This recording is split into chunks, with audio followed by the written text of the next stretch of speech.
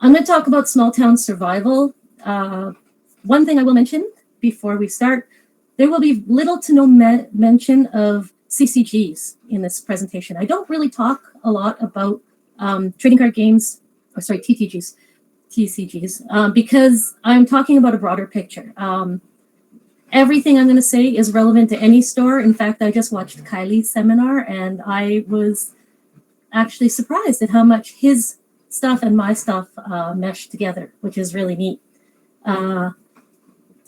So what we're going to do is talk a little bit about the culture of small town game stores and the tools we have to get more customers. I am going to talk a little bit about my store because everything I say is very relevant to our store specifically, and I want you to take away from it what you can for your own type of business. We're going to identify some advantages and disadvantages of small town retail, and we're going to look at 3 areas where you can grow your business. So this is my store. It's a 100-year-old church building. It's quite magical inside. It feels like an old European toy store. We are most definitely specialty boutique retail in a tourist destination town. That means that we have customers that walk in and they are there to buy and they are there to be sold to.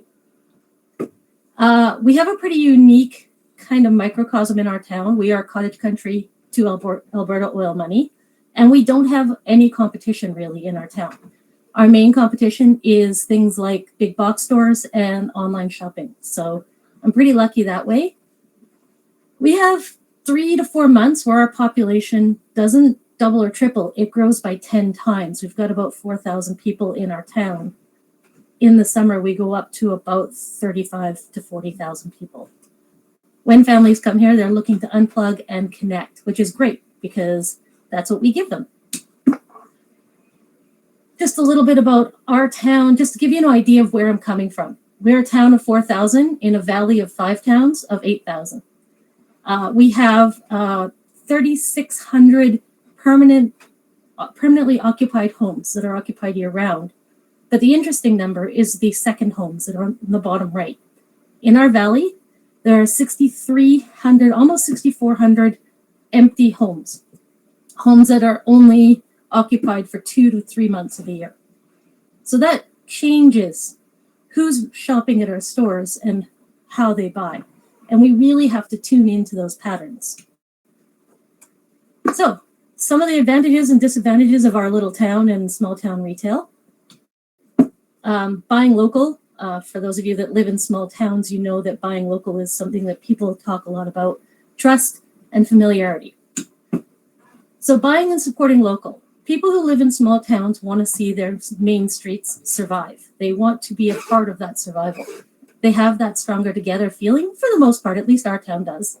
And this means that you can do collaborations between town chambers and businesses and communities, for different types of promotions. In the top right there, you see a shop local kind of Christmas promotion that we did, which was really cool. For every $20 you spent, you got an entry.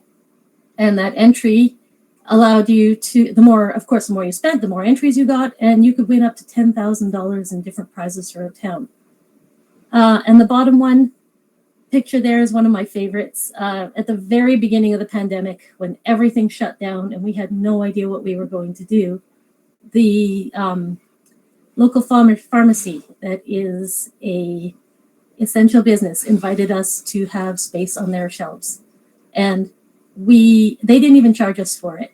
We did offer them a gift at the end, but yeah, they just let us put our stock on their shelves. So working together with other businesses and being stronger together is something that's really important. Trust. There is definitely a measure of trust in small towns. They are less defensive than urban shoppers. If I walk into a Best Buy, I am immediately on defense. I know that the salesperson there doesn't know me. They just want to sell me something. They don't care what I need the most. But if I walk into my neighbor's floral shop, they probably already know what I need before I even get in there. And they're going to do their best to give me what I need because they know I'm going to walk into there in the next few days again. Another really neat thing about that is that small clubs, like small town clubs and schools, are often more accessible for community outreach. and there's definitely less red tape. Communities are grateful for your participation. Oh, just give me a moment. I look like I might have lost my sound.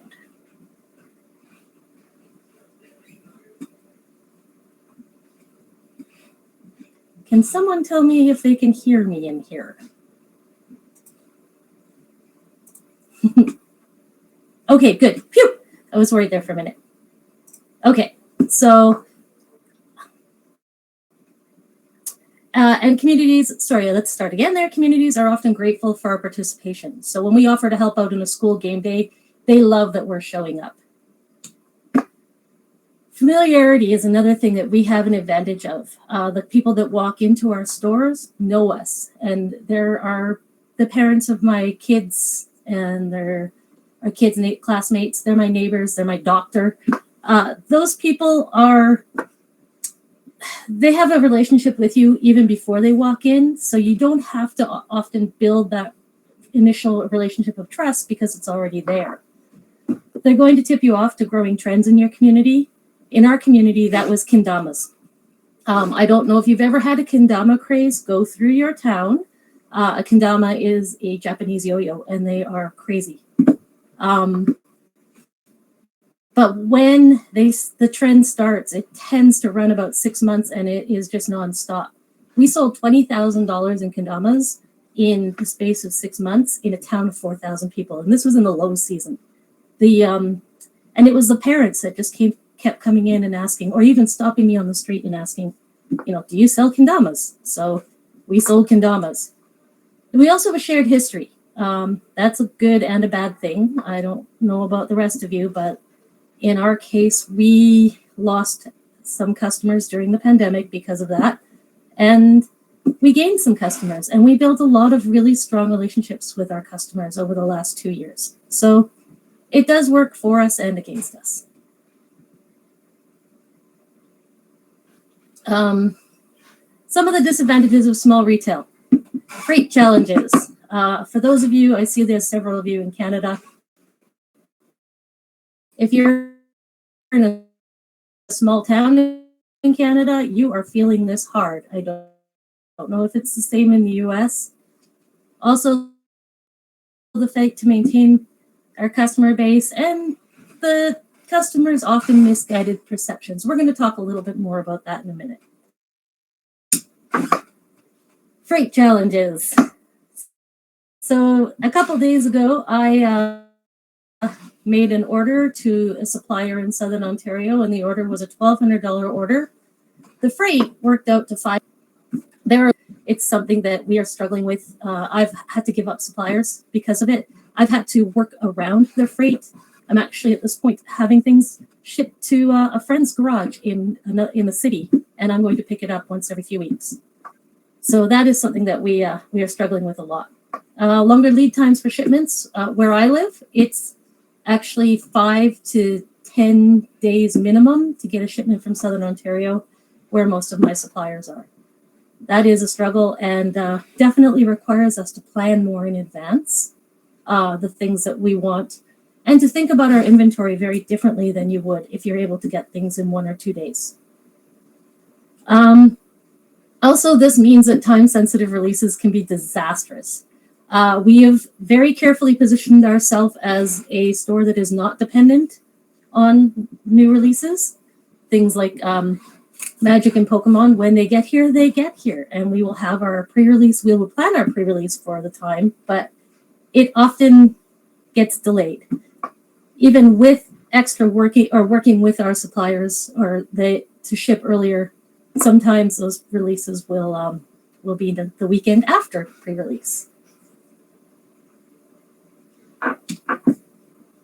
Fight to maintain customer base. So my apologies. I couldn't hear what you said. Sorry, could you say that again?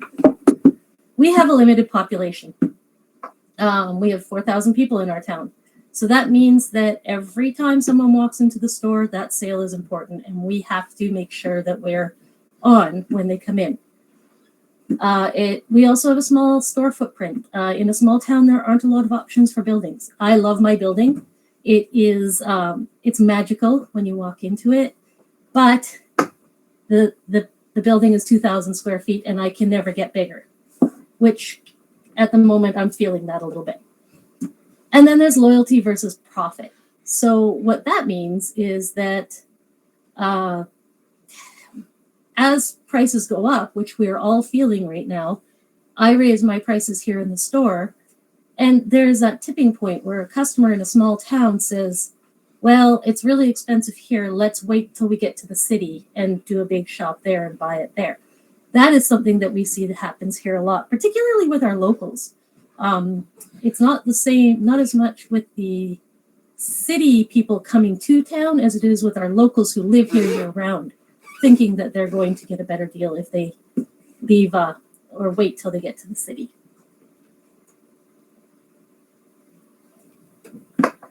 And finally, customers' misguided viewpoints. I didn't really know how to title this, but what I was trying to say is that when people walk into a small town store, and sometimes particularly a boutique store like ours, their viewpoints are that we're going to have higher prices, which sometimes we do, but sometimes we match our city prices, the city prices almost bang on, and that we're going to have no selection. Had a really good moment listening to Kylie's seminar about curating games and, you know, not having everything, but having the best of what you like or what you love.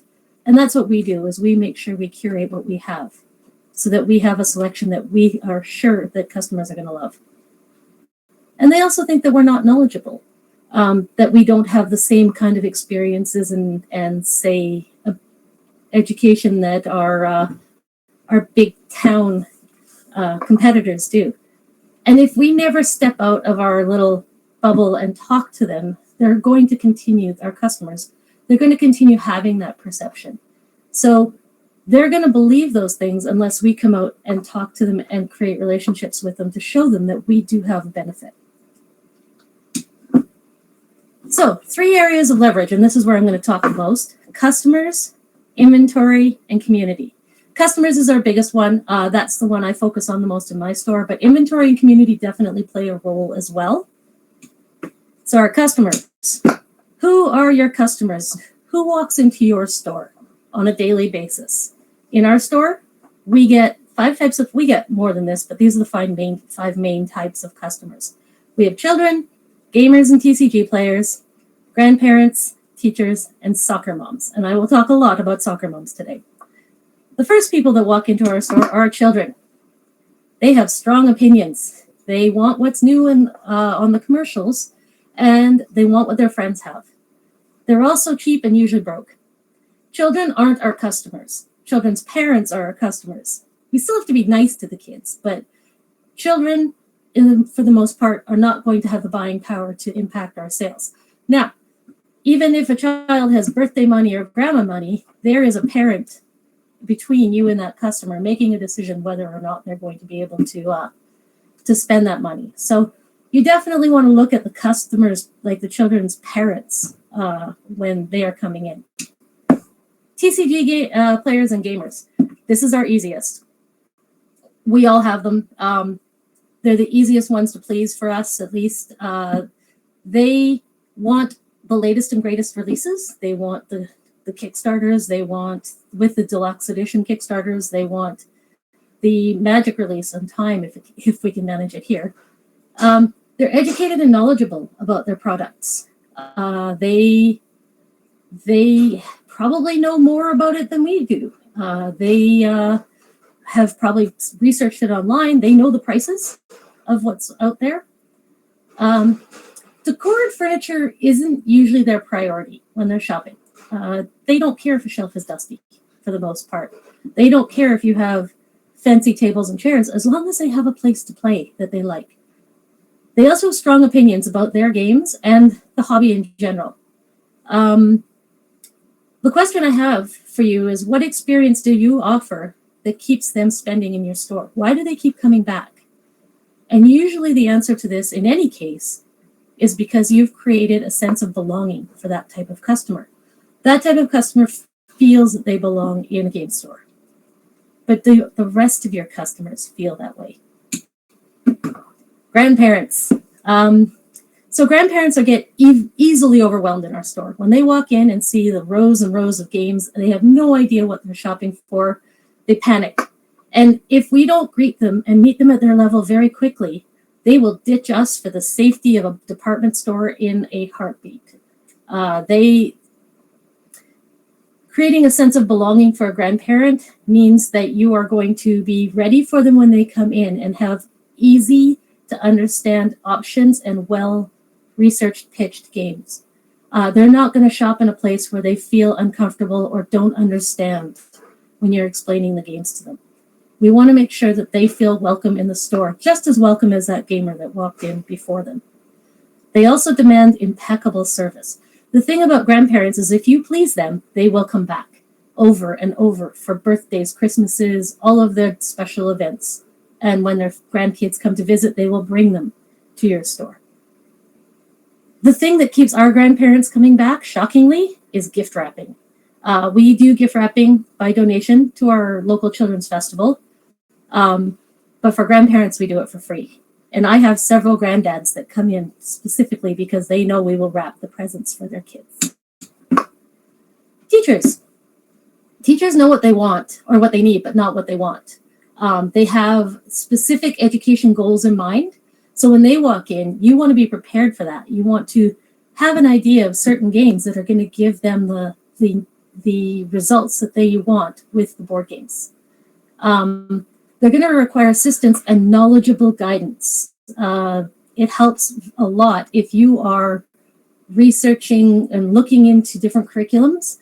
We did a lot of that at the beginning of the store's life, and kind of talking to teachers about what they're trying to teach their classrooms ahead of time, so that you can make sure that you have games like, for math, we use the silly poppets, the round poppets, because it's a great spatial geometry game. Sleeping Queens and King Domino for multiplication. There's lots of great options there for them. And they're going to be repeat buyers. They're going to come back year after year to upgrade their games. And when they change classrooms or grades, they're going to come in and they're going to keep shopping with you. And finally, my favorite customer, the soccer mom. Just give me 1 second here. Seem to have lost my other chat. Soccer moms are our VRP customer. They're the customer that comes into our store the most, and they're the customer that spends the most in our store. They require a lot of effort. They require a bright, clean, welcoming space to shop in. That means no dust. We dust constantly. And they don't know or care about new releases or Kickstarters. Like Kylie was talking again in his seminar just before mine. These kind of customers don't care what game they buy as long as it's a good game. It doesn't have to be the newest game, and this works in your favor. It means you're not scrambling for the latest and the greatest with them. All you need to do is stock good games. They will share their experience with their network. They are community influencers, and they will tell everyone if they have a good experience or a bad experience. That's when things don't go well. So when they walk in, we want to make sure that we're prepared, again, like a grandparent, with some ideas before they even get to a point where you're chatting with them directly. In our case, if a soccer mom comes in with a 4-year-old, we know which game we're going to offer them. If it's their second time, we already know what game we're going to offer them then as well. And soccer moms will reward you with their loyalty and their support if you gain their trust. And I talk a lot about building relationships and trust in our store. And that is something that we work really hard on. We do develop relationships with every customer. Many of our customers come back year after year, which is really neat. We've watched families grow up for the last 10 years. Every summer, they come in, they'll spend $500 on board games for the year, and then they will leave, and we won't see them again till next July when they do it again. But the soccer mom controls that budget, that entertainment budget. So you want to get on their good sides if you can. So, like I was saying, catering to your customers. You want to plan ahead and anticipate what they want. So in your case, it might be TCG players, or it might be those hobby game players that want games like Ark Nova, or the heavier strategy games. Those customers definitely don't come into my store. We're just not that type of game store. But if those are your customers, you want to anticipate what they're going to want. You want to create a sense of belonging, but this covers everyone. Every person that walks into your store should have that feeling that they belong when they walk in that front door. So it's something that you need to work on from the minute they actually look at the front of your store. If your store is got Magic the Gathering posters and Yu-Gi-Oh posters covering the entire window, it is telling a soccer mom they don't belong here. Whereas if your windows are bright and clean and open, it's basically telling all of your customers that your area is open for everyone. I will say soccer moms require a lot of effort. But if you put the effort in to build their trust and create that relationship with you, they will definitely be back. They will come back over and over, and they will bring their friends, and they will be loyal to you. Many of our customers, like I said, wait till they come here every year. They could buy their games in the city, or they could buy their games on Amazon, but they come to us instead. And that's really rewarding for us. And best practices to keep all your customers happy. Give them an experience. If you've ever been to Disney World or Universal Studios Orlando and you've walked in that front gate and you got that feeling, that's our goal. When they walk in that front door, that's the feeling I want them to have. I may not be able to reproduce it the same way Disney does, but definitely want to make sure that when they walk in the front door, they feel that this is their space and they belong here. We use a hand selling approach for everything. It's hard work. It requires training, it requires practice, and it requires effort. But every time you talk to a customer and try to sell them a game, hand sell them a game, you are building that relationship with your customer, and they're going to trust you for it. And you want to greet them at their level. So when a customer walks in and says they're looking for a game, and you ask them, well, what games do you play now? If they say Sequence, I'm not selling them Wingspan because they're not ready for it and it's not going to give them a good experience. We ladder our games and build them from the easiest to more difficult games so that every time they come in and buy a new game, they're going to have a success. Because if they don't, they're not coming back. Inventory. This is another area that we've learned a lot about in the last 8 years, particularly because we are kind of a feast and famine type store. What to stock and pick for inventory? Like Kylie was saying, not everything belongs on your shelves. We plan early. We want to be sure that when our busy season hits, we're ready for it.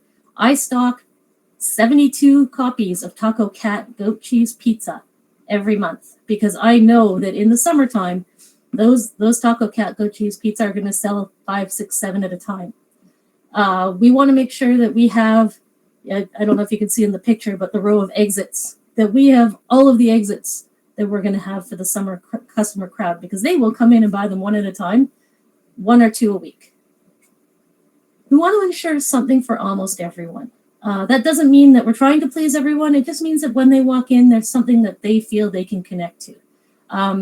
So when you're looking for new things to add, you want to see how it fits the dynamic of your store and the personality of your store, and if it can add to what you already have. And like I was saying before, we ladder our games. Laddering is something that's really important to us. We start with the easy game and we build slowly and surely into the more advanced games so that by the time they get to a point where where they've come in for their 4th or 5th time, they can buy pretty much anything off the shelves and they'll be ready for it.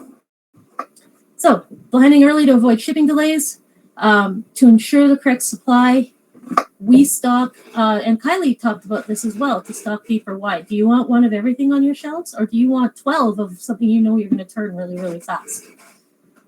We definitely go with the deep on this one. I have, like I said, 72 copies of Taco Cat goat cheese pizza and 42 copies of Castle Panic in the store right now. And benefits from early buy discounts work really well if you're planning early. We did a massive order with Outset Media this year because we could, and they gave us, we were managed to get a really good discount because it was early in the year. talk to your suppliers, see what kind of early buys you can get. Or during GAMA, there's always show specials. So things like that, use those if you can, because every time you do, it affects your bottom line. Ensure something for almost everyone. I think we've all learned to not put all of our eggs in a magical basket. We definitely need to diversify. More and more game stores are looking at auxiliary product outside of the actual board game stuff, and it's working really well. As you can see in our picture there, Squishables. I don't know how many of you carry Squishables, but good heavens, it's ridiculous. It's astounding how fast they sell. You want to make sure you're trying to attract a wider audience, especially in a small town. You can't reach everyone, but the more people that find something in your store and connect to your store, the more people they're going to bring in as well. And diversity, of course. With Impulse, TCG, crafts, toys, and plush, we sell as much in crafts as we do in TCGs. So if you can find good quality crafts that go alongside your board games, it's great if you can add those in as well. And I talked a little bit about laddering games. The way laddering works in our store is, like I said, we start with the simplest games and we work from there. I do have a handout that I gave out at the physical GAMA. I'll see if I can find it and post it to the GAMA member page maybe. But it gives you lists of our games and where we start and where we end with each of our ladderings. So things like drafting games, we'll start with Sushi Go and we'll work to Ohanami and then up to things like Dominion. So we get people to start low and work up. Laddering games builds trust because if you give, as I said before, you give people success, they are going to come back for the next step. And every time you add just one more step into that success for them, it builds their confidence and they're going to keep coming back and buying games. What's the next game? So we bought this last week. What are we buying this week? The best part about this is, like I said before, eventually they grow up. Our gamers grow into grown-up gamers and they can now buy anything off the shelf. They can walk in and pick up Wingspan or Destinies and they can take those games and confidently know that they're going to be able to use them. And community. This is another area that we can use to leverage our position. And the best thing about community in a small town is we all know each other already, and there's less red tape. There's less things to push through to get to these different activities and events. Make your own events. You can see in the picture here, we had sword fighting in the park with twisted balloon swords. And it was a huge hit. The kids loved it, and we got a huge crowd. Not as exciting as Rob Gruber's Swords and Sorceries, but our kids were happy. Run games at other events, things like hockey games and other activities, and create community clubs in your store. So making your own events, a couple options that we do. I have two posters here that these are two of our main year-round events. The Wings Over the Rockies Children's Festival that we run yearly. The next one is this coming up on May 12th. This is our event. I pay and cover most of the expenses on this event. It is a free event. It is our donation to the community.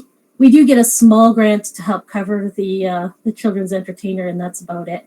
But we get a ton of exposure for this event, and it is the goodwill we get out of this event is worth all of the marketing dollars. The other event on here, our back to school coffee break, we haven't been able to do since the pandemic, but every year, the morning that school starts, the parents drop their kids off, drive to the store, well, not to the store, to the coffee shop. We only have one, and they sit down with their coffees, and we play board games for 2 hours while our kids have headed to school. It is something that hopefully this September we'll be able to do again. It was a lot of fun, and the parents still talk about it every time they come in. Play games at other events. I don't know about your town, but my town is a hockey town. And in a hockey town, if there's anything you can do to keep other kids busy while their siblings play board games or play hockey games, the parents will love you. So if you set up tables at your local community sports events, things like that, if you're allowed, we find that that gives us a lot of great exposure. Offer to organize a gaming club at schools. Pre-pandemic, we ran a weekly 1-hour board game club at the local middle school. And those kids would get a little card at the end of every day or every time they played with a list of the games they'd learned how to play that week. And those kids would come in with those cards to the store and ask us for those games. It was a great exposure. And offer to work with teachers to play games targeting specific learning outcomes. Everything from My First Castle Panic, we have the giant version of that to teach kids communication and cooperation skills. Fairy Tile we use with teachers to teach reading and comprehension. So if you are talking to teachers and you find out what learning outcomes they want, you can offer to work with them to play the games that show those learning outcomes to their classrooms. And create community clubs and programs. I mean, we all have them already. You can do them in store. I have a note on here that says charge for quality. I'm going to do my best Rob Gruber here and say we are not charities, we are businesses. We are entitled to make money. And if we put zero cost on our programs, people will put zero value on them. So it's important for us, especially now that the pandemic is starting to wind down. We have a great opportunity right now to reset and to change people's attitudes and perceptions on what we do and what we provide. It's $40 to go to a movie in Canada, at least. I don't know how much it costs in the States, but here it's $40. And if people don't think that coming to one of my store events for $10 is worth it, then they don't value my business. So I want to make sure that the people coming into my store are valuing what I am doing. We do a lot of non-competitive clubs. I'm not part of the Pokemon Play Network, but we do a lot of Pokemon, or we did pre-pandemic, and we're hoping to start it up again next month. And the kids love it. Again, we charge for all our events, and when they come in, they are required to pay, and we do very easy prizing, much like Rob, candy, single card promos, things like that. We also do board game clubs and D&D clubs, things that are not cost heavy, but give the kids a lot of opportunities and families a lot of opportunities to learn and see what we do. And then we have the one-off and weekly kids programs that we'll do, things like Pro D Days and, or like I said, Pokemon Club, things like that. All of these are opportunities to get new people into your store and give them a chance to see what you're about and to get a feel for your store. And I have a few considerations before going forward with all of these things. You want to look at local restrictions before you start doing any of these things. Check out what your requirements are for anyone in your store to work with youth. It's possible that you might need criminal record checks. It's very likely you'll need criminal record checks for youth. Some states and provinces require that you have a level 1 child care provider in order to do that. So make sure you have those bases covered. In BC, we're allowed to do a sample of alcohol for events, as long as it's only I think it's a 5-ounce glass. So as long as we are doing a sample, we can have wine with our D&D events. Talk with your insurance provider as well to be sure that you're covered for new activities. Because if you're changing up what you're doing, you may be considered in a different level of risk for some of those events. And you want to make sure that you have people who want to be a part of these new plans. Don't do this just to make money. This is the biggest caution I have for all of the things that I've talked about.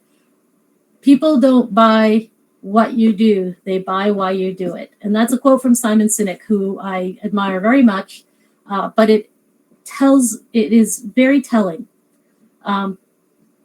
Children in particular and families will know if you're just in it to make money. If you're there because you love it, if you're there because you love kids and want to run a Pokemon program, they will know that. But if you're there just because you want to have, because you feel you have to have that Pokemon program, but nobody is connecting with those kids, they will not be happy and they will eat you alive. I've seen it happen. So this is me. If you have questions or comments or ideas, please send a message. I would love to hear if you have any ideas of things that you've done in your store. I have scratched the surface of all of the things that we do in our store to keep our town, our small town busy and our small town engaged with us. There's so much more to talk about, but I have very limited time. I think, let me just see here.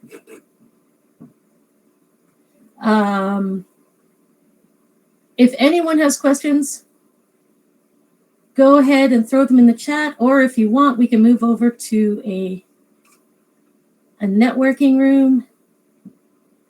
Let me just see which one's available here. The retailer networking room is empty, so I'm going to pop over there. If anyone has questions, it's probably a good place to pop in, and then we can just talk in there. Then I don't have to, or you don't have to worry about typing. So thank you. I hope I didn't talk too fast. It's a lot of information in a very short time.